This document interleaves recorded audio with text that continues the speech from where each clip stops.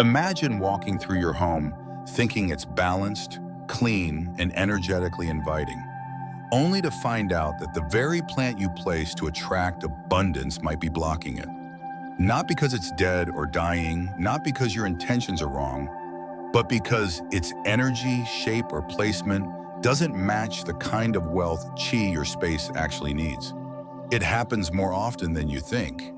You see, most American homes today, whether it's a high-rise apartment, a suburban townhouse, or a single-family dwelling, rely on artificial lighting, central air systems, dry interiors, and energy layouts that differ dramatically from traditional Feng Shui architecture. That means many of the prosperity plants recommended in books or blogs won't actually work unless you adapt them to real conditions. This is where theory meets reality. That golden money tree and the glossy white planter you bought on sale, it could be draining your finances instead of nourishing them. If it's sitting in a metal pot in the wrong elemental zone, or placed under a vent where its leaves dry out and its chi can't anchor. The jade plant you've been watering faithfully on your desk, without the right companion elements or alignment to your southeast wealth corner, it may just be another plant. And yes, your lucky bamboo might be spiritually asleep if the water it grows in is cloudy or forgotten. Today, we're going deeper than general tips or aesthetic advice. I'm going to show you 5 very specific Feng Shui plants that not only have a long legacy of attracting wealth, but also work inside modern U.S. interiors where sunlight is limited, energy is scattered, and life gets busy. These are the plants that adapt, survive, and still hold the vibration of abundance when you're not watching them every day. But more importantly, I'll explain the mechanism behind each one, why it works, how to care for it energetically, not just horticulturally, and what small mistakes could be canceling out its effect without you realizing it. Because in classical Feng Shui, intention and placement are only half the equation. The other half is qi, the way the energy of the object meets the energy of the space. And when you get that right, you don't just see your space shift, you feel your finances move with it. Now here's the part most people miss. The southeast corner of your home is more than just a compass point. It's your vault. It governs stored value, long-term earnings, investments, savings, and reputation-based prosperity. This isn't about lottery luck or get-rich-quick boosts. This is about sustainable flow, money that sticks, growth that lasts, and energy that builds over time. The right plant in the right placement, supported by the right element, becomes more than decor. It becomes a living financial assistant. And before we begin, here's a question to hold. Which of these 5 plants might already be in your home right now, but used wrong? Could its pot material, shape, or location be sabotaging the very energy you are trying to enhance? Stay with me, because when we get to plant number 3, I'll show you a subtle habit that almost everyone makes with hanging plants, and how it quietly tells the universe, I'm not ready to hold more. If this is the kind of grounded, intelligent Feng Shui wisdom you want more of, without the hype or superstition, then I invite you to support this work. Hit the like button, share this video with someone who's been trying to shift their finances through better habits or home energy, and subscribe to New Day Mindfulness. We're growing a community of mindful living, one plant, one placement, one breath at a time. And your click helps us reach our goal of 2,000 subscribers so we can keep bringing real practical insight into more homes like yours. Now let's begin with the first wealth plant on our list. One that's been misunderstood by beginners and misused by design lovers alike, the money tree. And today, we're going to reclaim its full potential. Let's get into it. The energetic logic behind the wealth corner. In classical Feng Shui, every part of your home corresponds to a specific life domain. And when it comes to wealth, not just money, but enduring abundance, stored value, and the energy of long-term prosperity, It's the southeast corner that becomes your spiritual bank vault. This area is ruled by the wood element, symbolizing expansion, vitality, and continuous growth. But like any form of wealth, wood doesn't operate in isolation. It depends on the support of water, which nourishes it, and earth, which grounds and stabilizes it. These elemental relationships are not poetic metaphors. They are energetic mechanisms. They tell you exactly what kind of energy to invite into your wealth corner and what kind to avoid. In practice, that means plants are one of the most direct and effective tools to activate the zone because they quite literally grow, root, adapt, and emit life force.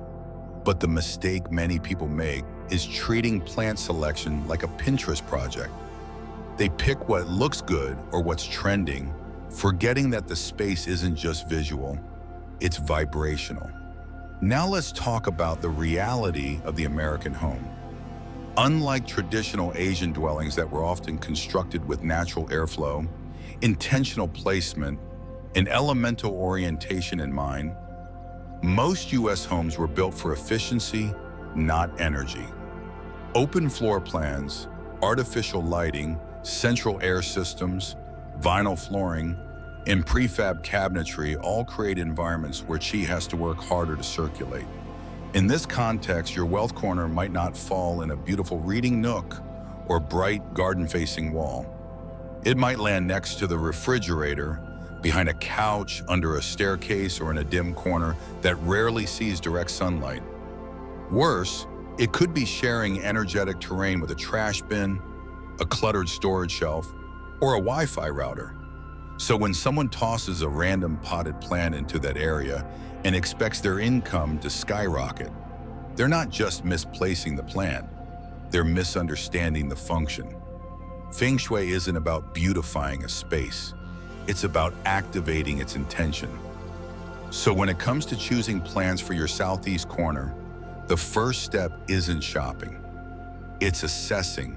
You're looking for 3 core qualities in your plant: its physical form, its light adaptability, and its energetic behavior. Let's break those down. First, physical form. Plants that are best for wealth corners share a common characteristic. Their leaves are either round, oval, or upward pointing. Why? Because these shapes represent accumulation and ascension. Think about coins: round, consistent, compact. That's what round-leaved plants like Jade or Pothos represent. Think about bamboo or money trees: tall, rising, braided, or multi-stemmed. These reflect the rising spiral of fortune, the ambition that leads to elevation. What you don't want are spiky, blade-like leaves or drooping, downward-facing foliage. Those shapes send energy down, away from retention, away from growth. They say, let it fall, not let it grow. Second, adaptability to artificial lighting. This is critical. In many homes, especially urban apartments or suburban layouts with recessed southeast zones, there's no natural light hitting that area consistently. So you need a plant that doesn't just tolerate fluorescent or diffuse light, it thrives in it. That's why plants like the ZZ, Pothos, or lucky bamboo perform better in these zones than sun-hungry ones like fiddle-leaf figs or citrus trees. You're not just matching light to plant, you're matching reality to ritual. If you place a light-dependent plant in a low-light wealth corner, it will suffer, and so will the energy of abundance in your space. You don't need to fight your architecture, you need to work with it. Third, energetic behavior. This is where the plant's rhythm, care requirements, and symbolic integrity come in. Wealth Chi likes consistency, not obsession, not high maintenance, but regular, quiet engagement. Choose a plant that you can keep alive without stress. Something that doesn't wilt when you travel for 5 days. Something that sends a message of steady support, not fragile perfectionism. The care you give the plant is the care you give your own prosperity. That doesn't mean treating it like a burden. It means respecting the exchange. When you water it, you nourish the part of you that receives. When you clean its leaves, you clear your financial blocks. When you move it gently to catch a new stream of light, you realign with the flow of opportunity. These aren't chores, they're rituals.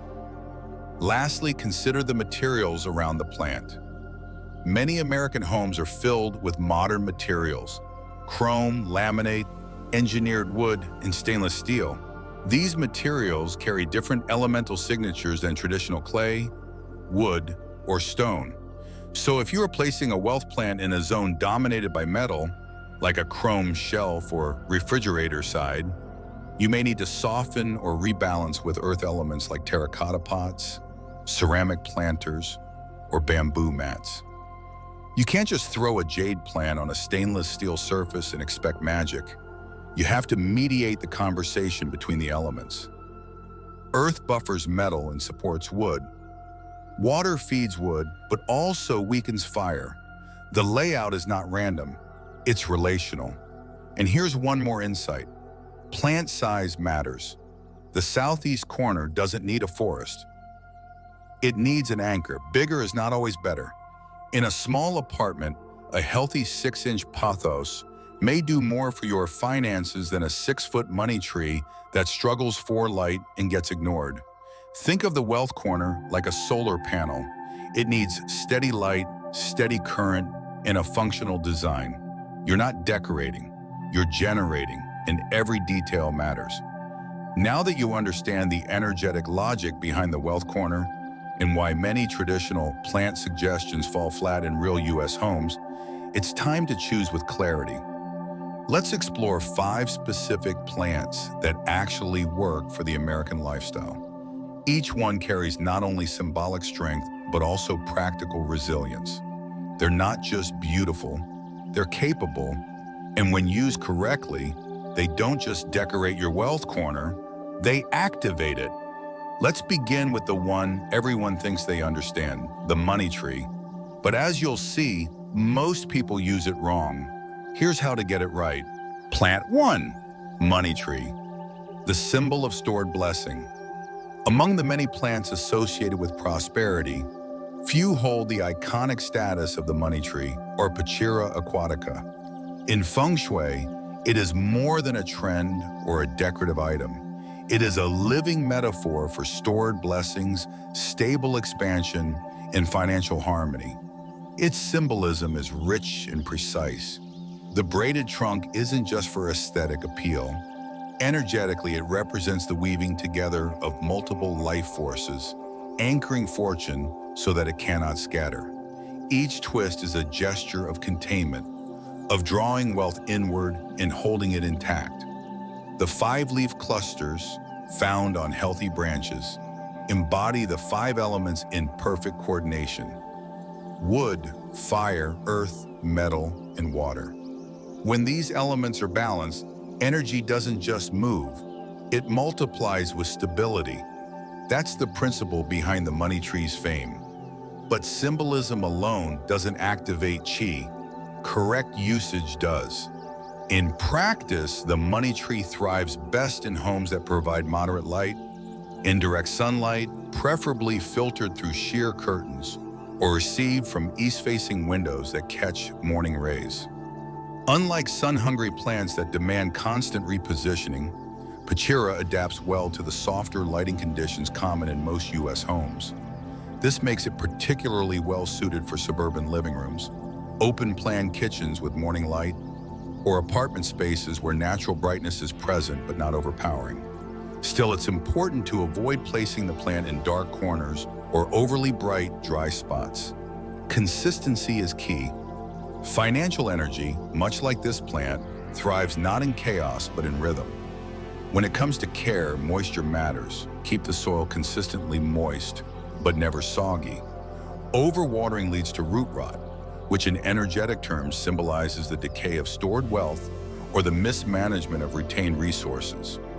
If the soil dries out entirely, the plant's qi loses its holding function and begins to resemble a financial strategy with too many leaks. Income may arrive, but it doesn't stay. That's why watering is not just a maintenance task. It's a conversation with your money story. Water with awareness, especially on days tied to financial activity, the first of the month, days you receive payments, or moments when you make big decisions. This syncs your care with your cash flow. Placement within the home requires equal attention.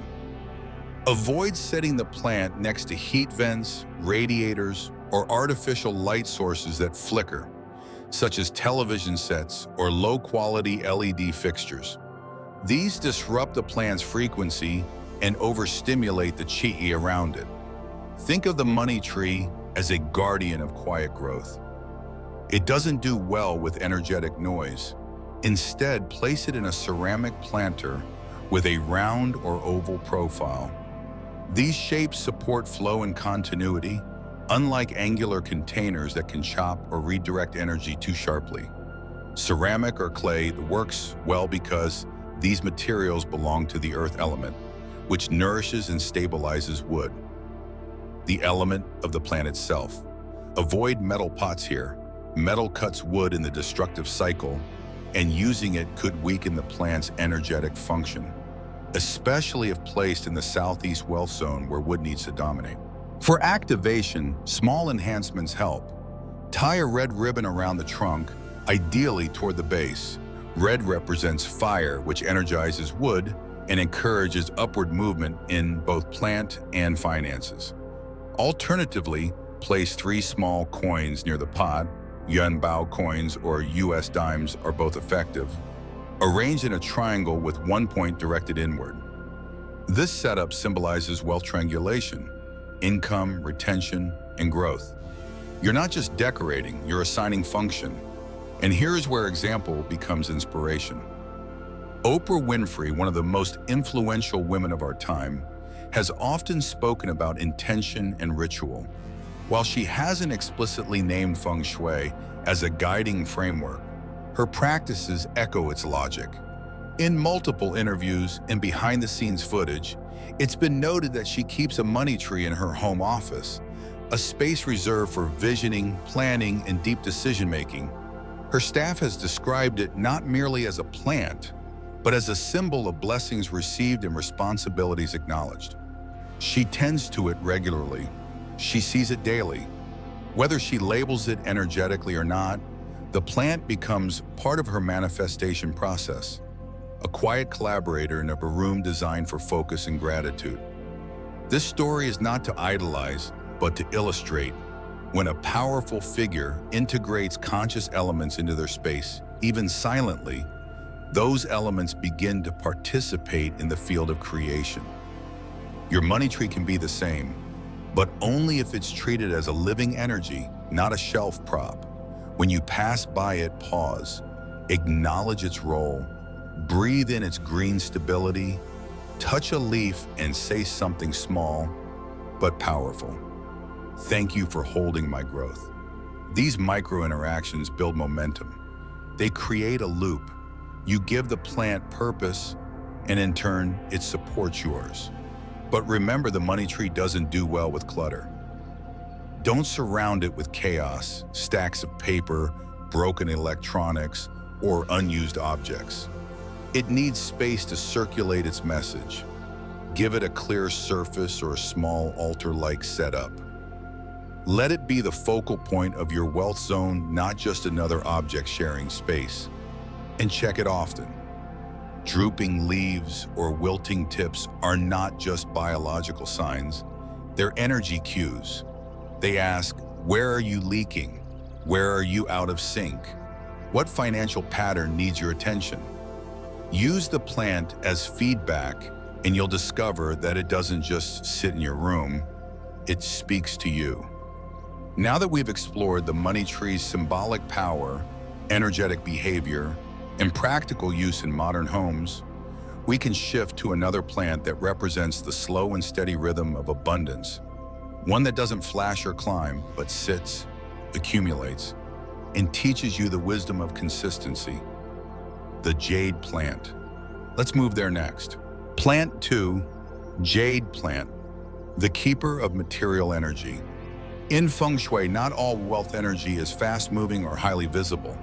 Some forms of abundance operate more quietly, through slow accumulation, emotional steadiness, in the protection of what has already been earned. That's where the jade plant, or Crassula ovata, becomes not only relevant but essential. Known as the friend of steady fortune, this plant carries the essence of slow blessings. Its thick, oval leaves resemble ancient Chinese coins, and in traditional belief systems, this shape and texture are no accident. It's said the plant grows money, not in bursts, but in layers, layer upon layer of stored energy that builds resilience into your financial life. The jade plant's energy is not about chasing opportunity, it's about holding ground. That's what makes it especially potent in today's fast-paced American lifestyle, where financial stress often arises from overextension, too many expenses, too many tasks, too many moving parts. When placed correctly, jade calms that vibration. It tells your space and your subconscious, you already have enough. Now let's grow it wisely. Energetically, this plant doesn't just attract prosperity, it anchors it. It keeps what would otherwise slip through the cracks. From a 5-element perspective, jade is a wood-based plant that functions with earth-like patience. Its slow growth pattern matches the deeper rhythms of sustainable wealth, investments, savings, long-term business ventures. That's why it's ideal for people who aren't looking for instant wins, but for lasting transformation. Jade stabilizes. And the best part? It does this without demanding constant attention. You don't have to talk to it daily or water it obsessively. What it asks for is rhythm, not drama. Let the soil dry completely between waterings. Overwatering kills not just the plant, but the message it carries, that prosperity is only sustainable when you respect its cycles. This makes the jade plant particularly ideal for southeast corners of American homes that receive bright light but have dry air, like windowsills in apartments, sunlit corners near kitchens, or built-in bookshelves that face east or southeast. It thrives in these microclimates. It doesn't need humidity. It doesn't crave rotation. It simply needs to be seen, acknowledged, and watered with purpose. Because in Feng Shui, even the act of watering can become a ritual. Do it when you're paying bills, reviewing your investments, or setting financial goals. Let that moment become a link between material care and energetic invitation. And don't overlook the pot. While many Western homes favor sleek ceramic or glossy metal containers, the jade plant prefers grounding. Terracotta is ideal, not just for its porous nature, which supports the plant's root health, but because it embodies the earth element. Earth supports wood in the generative cycle, which means your choice of pot actively enhances the jade's energy. Avoid placing it in shiny metal pots or against large mirrors. Mirrors double and scatter energy, but jade works best when its frequency is grounded and contained. This is not a plant that needs amplification. It needs coherence. For additional activation, place a small gold coin beneath the pot. This isn't superstition, it's symbolism. Gold represents the metal element, which in the control cycle weakens wood. But here it doesn't harm, it defines. A gold coin adds clarity to the plant's purpose. This wealth is intentional, not chaotic. You can also add a slip of paper with a financial affirmation or goal written on it. Something grounded, not greedy. For example, I protect what supports me, or my prosperity grows with stability. These messages embed themselves not just in your psyche, but in the key field of your space. And when your field aligns with your intention, results tend to follow. The jade plant teaches you to shift your relationship with time. In a culture obsessed with speed and shortcuts, this plant whispers a different kind of wisdom. Let it be slow, let it be steady, let it be yours.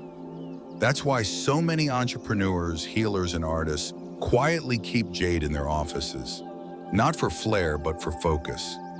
The late Steve Jobs, known for his minimalist style, was once photographed in early Apple meetings surrounded by sparse interiors, but always with at least one low-growing plant in view. Though never confirmed as jade, the aesthetic and symbolism fit, something present, grounded, slowly accumulating force. That's the spirit jade invites.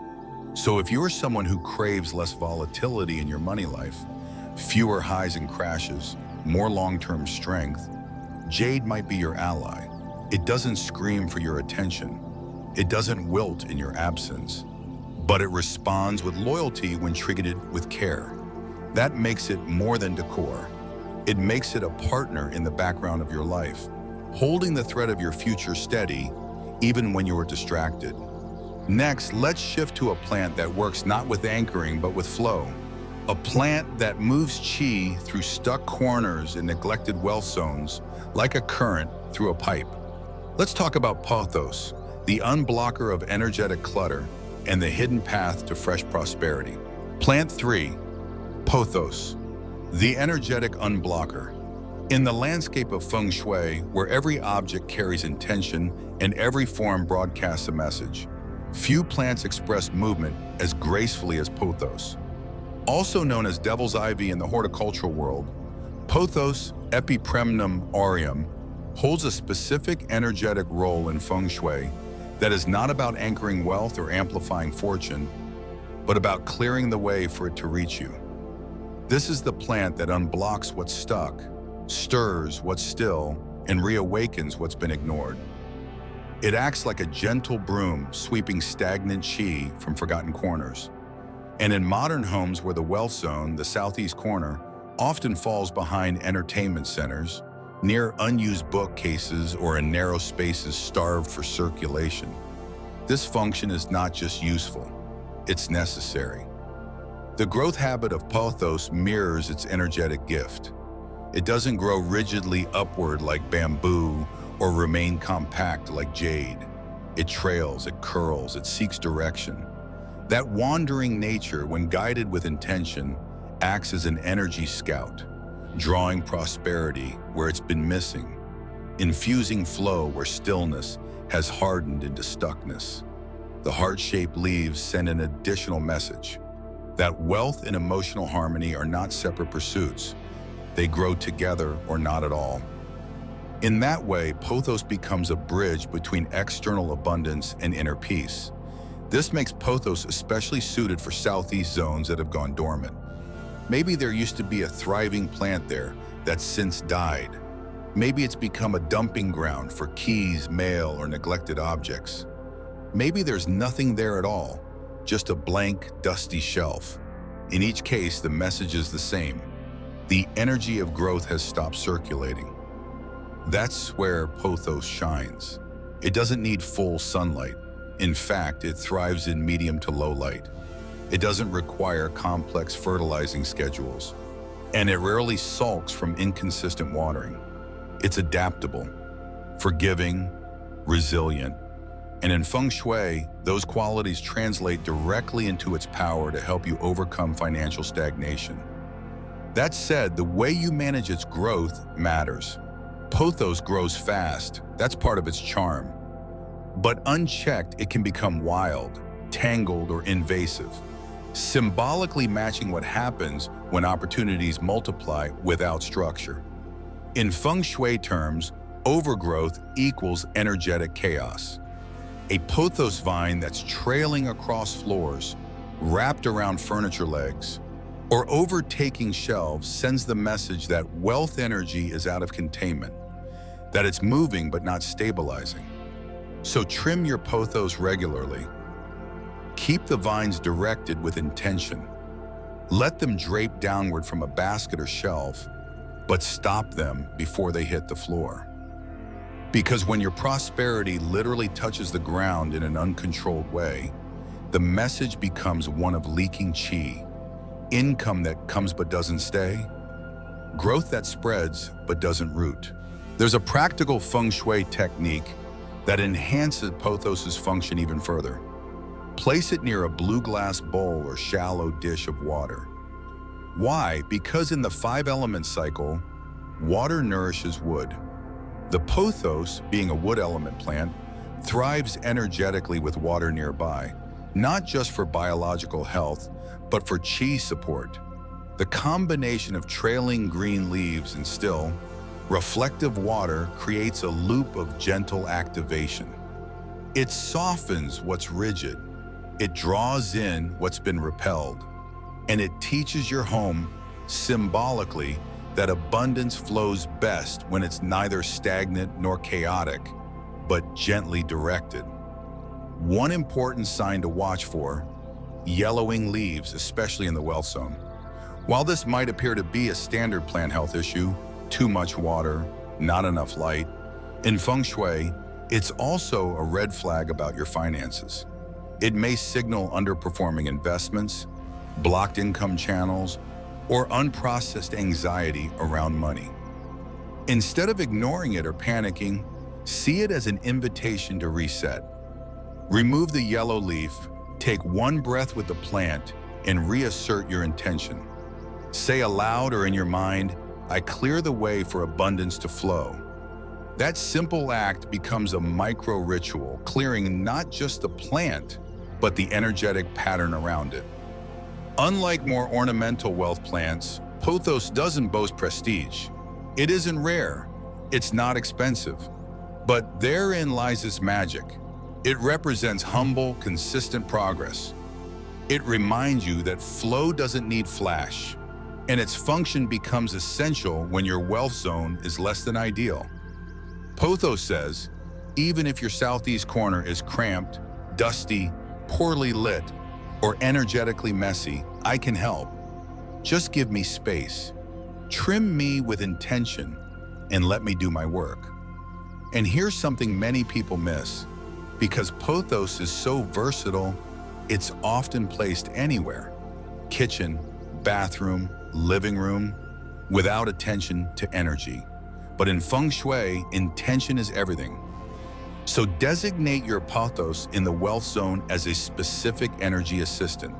Speak to it as such. Give it a job. Say, "You are here to stir flow. You are here to move what's stuck." And then notice how that corner begins to shift. Ideas may arise. Emails may come through. Long-forgotten financial tasks might resurface. That's not coincidence. That's chi moving again.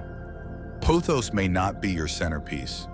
It may not get the admiration of a money tree or the symbolic weight of a jade plant, but in the quiet work of energetic repair, it is unmatched.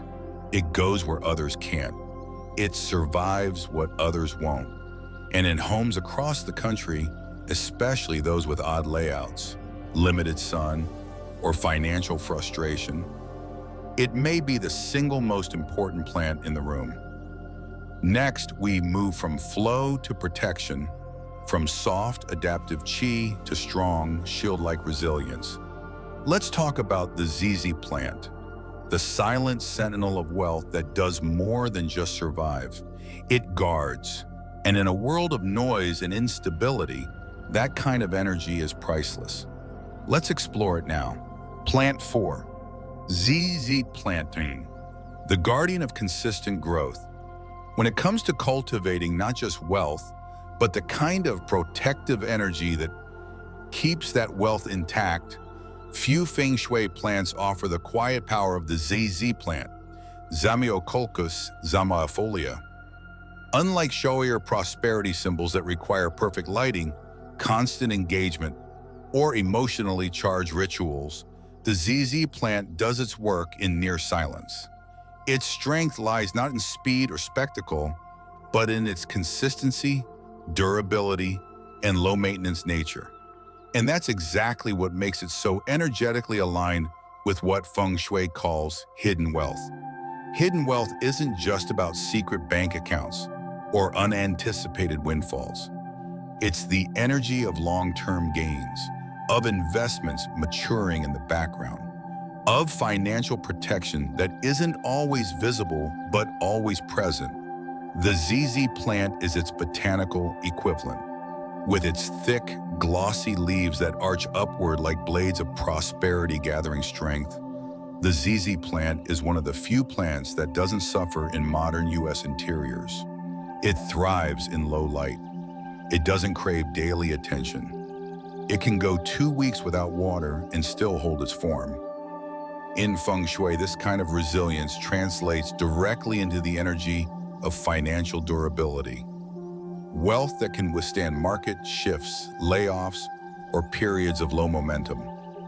In fact, the ZZ plant is especially effective in open concept homes where the southeast wealth zone falls in high traffic areas, near entryways, hallways, or common family zones. These are places where qi is constantly moving, sometimes too quickly, and the ZZ acts like a stabilizer. It says, let's hold the line. Placement matters. When choosing a pot, go for dark green or black ceramic, both water element colors that nourish the plant's wood energy while anchoring the space. Unlike a Jade or Pothos, which prefers earthy tones to soften their flow, the ZZ pairs well with depth and minimalism. Its message is clear: less noise, more structure. Avoid placing it near excessive electronic stimulation. Its job is to hold, not scatter. And if you're seeking not just financial, but emotional consistency, like during a job transition, a relocation, or while recovering from financial stress, consider using 2 ZZ plants in symmetry. Place them at either end of a shared space or flanking a hallway entry. In Feng Shui, pairs reinforce partnership, balance, and bilateral growth. 2 ZZ plants don't just double the aesthetic, they double the intention. And this brings us to one of the most overlooked yet powerful enhancements in plant-based Feng Shui: the use of hidden affirmations. The ZZ plant, with its rooted calm and absorptive nature, is an ideal vessel for holding intention. Take a small slip of paper, nothing dramatic, and write a clear, focused financial affirmation. Something honest, something rooted. I am building steady income I can rely on. Or, my savings grow while I sleep. Fold it neatly and place it under the pot, not for luck, but for resonance. Because in Feng Shui, what sits beneath holds up what grows above. And when your intention becomes part of the foundation, the plan itself becomes a collaborator in that goal. Over time, you'll begin to associate the plant with that steady truth, not because it changed your life overnight, but because it reminded you daily what you're capable of cultivating. ZZ plants also serve as quiet guardians. Their tough leaves, which store water and resist pests, symbolize financial protection. They're ideal in homes where the wealth zone is vulnerable, such as spaces exposed to frequent energy changes, entrances shared with neighbors, or locations near external windows and doors. The ZZ doesn't just absorb, it shields. It holds the room in a kind of energetic suspension, slowing down what might otherwise rush past. In doing so, it gives your wealth energy time to settle, to gather, and to accumulate. This is why it's often placed in executive offices, corner nooks of co-working spaces, or near altars for long-term goals. It holds both focus and defense. If you ever find your ZZ plant showing signs of stress, wilting, yellowing, or leaning dramatically, it usually means the energy around it has shifted too sharply. Maybe a new appliance was introduced nearby, or someone with chaotic energy has been spending more time in that area. Instead of panicking, move the plant slightly. Give it room to reset. And while you do, reset your own financial mindset too. Touch the leaves and ask yourself, where have I stopped believing in slow success? Where do I need to become more stable before I ask for more? The ZZ plant becomes a feedback mechanism, not loud, but precise. One last note, this plant is not for drama. Don't pair it with too many bright objects. Don't cluster it next to high-activity symbols like clocks or loud artworks. Let it breathe. Let it sit. Let it be a counterpoint to the chaos of modern living. And in doing so, let it teach you how wealth is built, not just through action, but through protection. Not just by movement, but by holding what matters most. Next, we'll explore a plant that functions almost like a ritual tool, combining directional strength, symbolic legacy, and energetic elegance all in one. It's the final piece of this southeast alignment puzzle, and it grows not in soil but in water. It's the lucky bamboo, and its story is more powerful than most people realize. Let's move into it now. Plant 5, lucky bamboo, the structural channel. In the world of Feng Shui, where objects hold intention and form dictates function, few plants combine symbolic legacy and energetic precision, like lucky bamboo, Dracena cinderiana. Though often mistaken for a decorative accent sold at mall kiosks or grocery stores, this plant is anything but ornamental when understood through the lens of classical energy practice. Lucky bamboo is not merely lucky because of marketing appeal. Its vertical structure, simplicity of care, and strong association with directional flow make it one of the most potent energetic tools for revitalizing a stagnant wealth corner, especially in modern homes where natural conditions often fail to support more complex plants. The stalks grow upward, straight, determined, and unwavering. And in Feng Shui, this upward motion mirrors the qi of rising opportunity, uplifted intentions, and the awakening of hidden or dormant potential.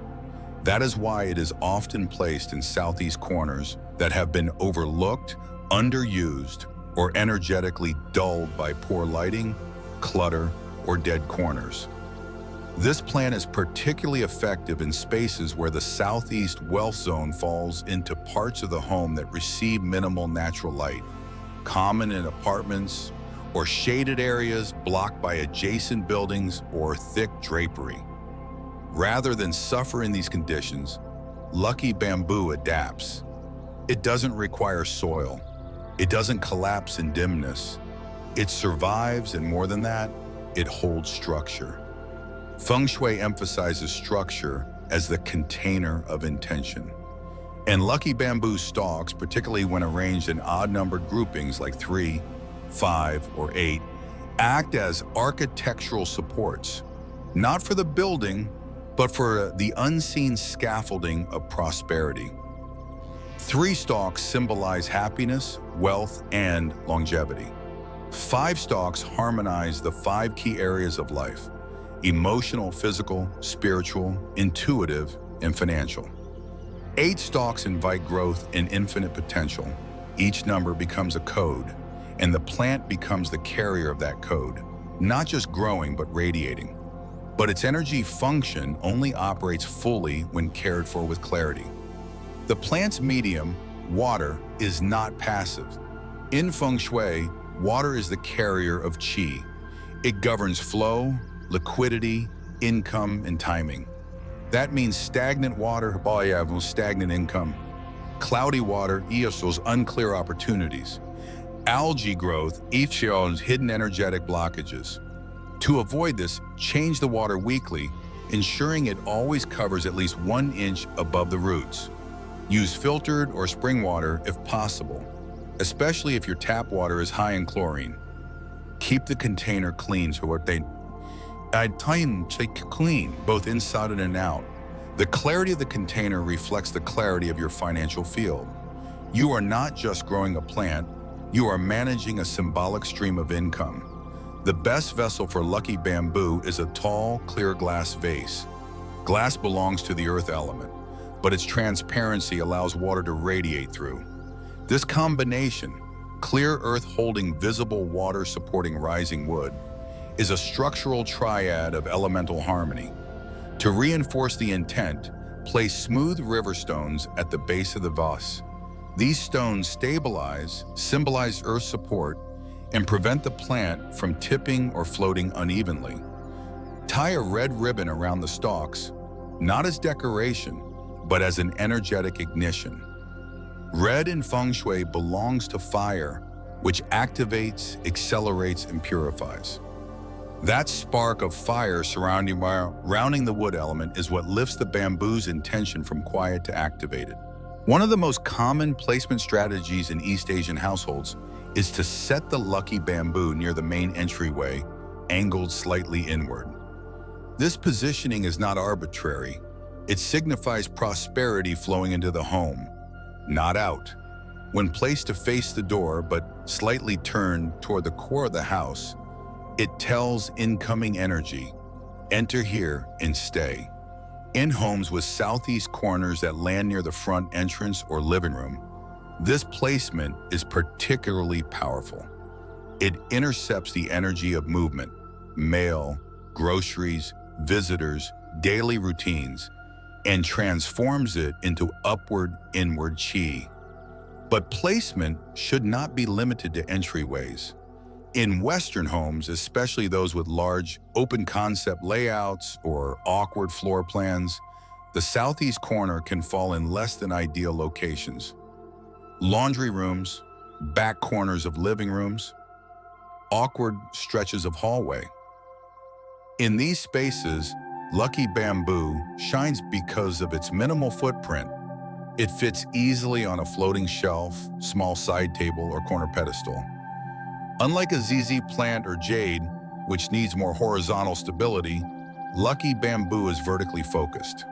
It becomes a directional antenna, not only for light, but for intention. The upward orientation channels energy like a well-aligned spine channels breath. From a psychological standpoint, lucky bamboo is the plant of directional faith. It does not promise dramatic results overnight, but it holds your upward movement in place, especially when your external life is full of distractions, doubts, or unclear priorities. In Feng Shui, its message is simple but profound. Stay focused, grow upward, flow clean. That's why it's ideal for individuals who are working on rebuilding after financial instability, who have been stuck in cycles of feast and famine, or who are launching long-term goals that require spiritual anchoring more than emotional hype. It's a plant for builders, quiet builders. For additional enhancement in your Tanhamrita, you can place a small citrine crystal near the vase base. Citrine resonates with wealth, clarity, and solar abundance. While bamboo connects to wood and water, the citrine adds an infusion of fire, making the triad of elements even more robust. This isn't superstition, it's synergy. And in energy work, synergy multiplies outcomes. Let's be clear, lucky bamboo is not going to solve your financial problems on its own. No plant will. But when used with clarity, intention, and correct placement, it becomes a channel through which your actions, mindset, and space begin to align. It's the energetic equivalent of laying pipe through which money can flow rather than leak. It reminds you daily of your verticality, your resilience, and your quiet strength. That alone can shift your posture, your choices, and your energy signature. And perhaps that's the most important point. Prosperity in Feng Shui isn't about wishing, it's about structuring. And lucky bamboo, with its unwavering posture and clean water base, does exactly that. It gives your wish a frame. It gives your abundance direction. And in today's homes, where the chaos of digital life often scatters our attention, that kind of subtle anchoring can be the difference between dreaming of wealth and actually cultivating it. Now that we've explored 5 living instruments of prosperity, each designed not only to survive modern Western interiors, but to harmonize with them, we'll take a look at the mistakes many make even with the right plan. Because as powerful as these 5 are, one wrong move in placement or intention can mute everything they're meant to support. Let's dive into that next. Mistake to avoid. In Feng Shui, plants are more than decoration. They are energy anchors, each carrying a frequency, a story, and a task.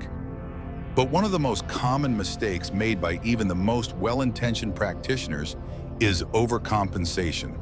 Clustering too many wealth plants together in the southeast corner of a room under the assumption that more plants equal more prosperity. Unfortunately, this logic backfires. When multiple energy tools are placed too close without respect for light compatibility, spacing, or elemental hierarchy, the result isn't amplified abundance. It's confused, congested chi. Think of it like a room full of people, all trying to talk at once. Even if each person has something important to say, the message gets lost in the noise. The same happens in a corner packed with a money tree, jade plant, lucky bamboo, and pothos all squeezed onto a single shelf. What you create isn't energy coherence, it's energetic clutter. In Feng Shui, every object should have room to breathe, circulate, and carry out its function without competing signals. That means plant density matters. No more than 1 or 2 well-focused plants should be placed in any room's southeast zone, and even then they should serve complementary, not redundant purposes. For example, pairing a slow-stabilizing jade plant with an upward-charging lucky bamboo can work because they balance stability and movement.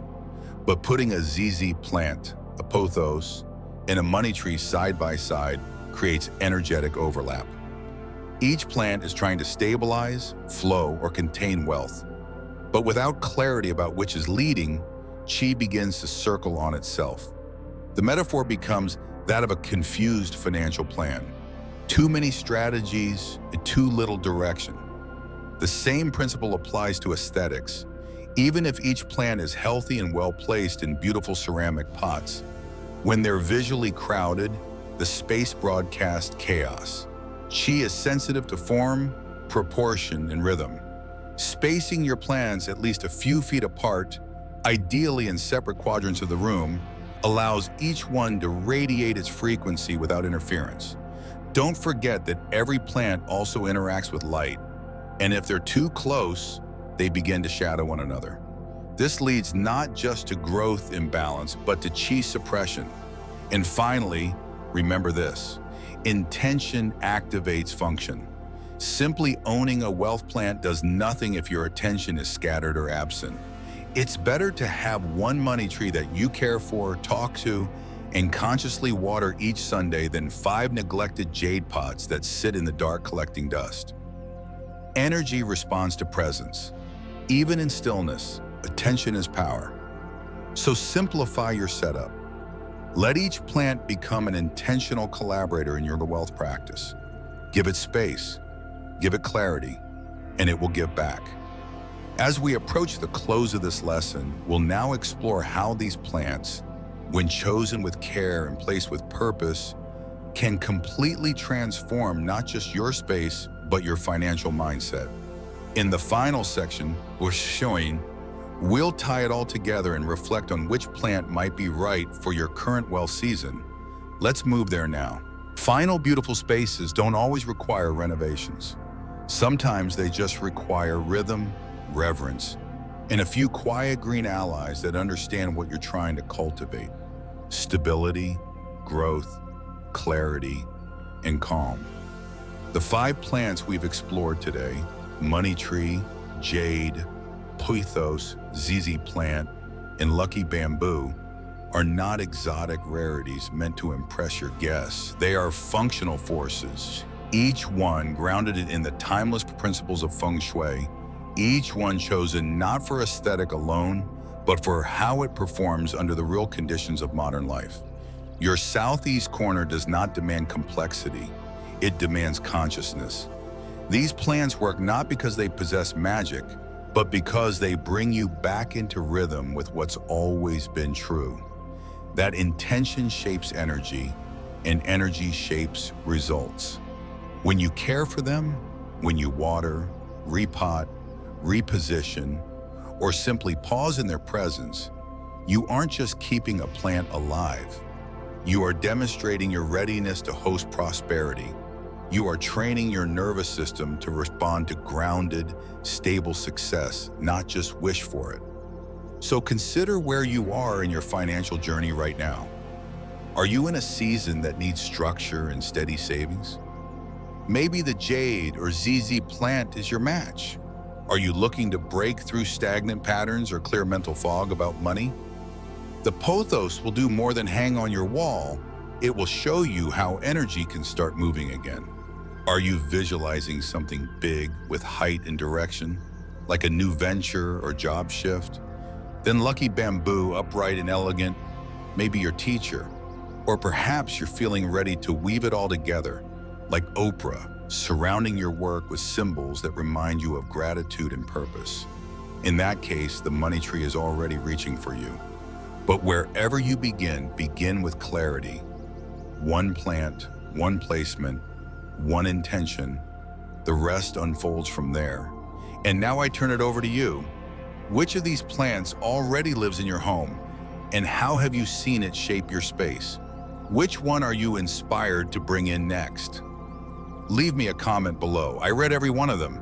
This is a space of shared growth, and your insight adds to the field we're building here at New Day Mindfulness. If this video brought something new into your awareness, I invite you gently but sincerely to support our growing community. Tap like, share this with someone who's on their own Feng Shui journey, and subscribe to the channel. We're moving toward 2,000 subscribers, and every single person who joins is part of making that energy real. Because in the end, Feng Shui isn't just about plants, it's about partnership with your space, with your future, and with the present moment you're shaping now. Thank you for being here. Thank you for being part of this garden we're growing, one leaf, one placement, one breath at a time.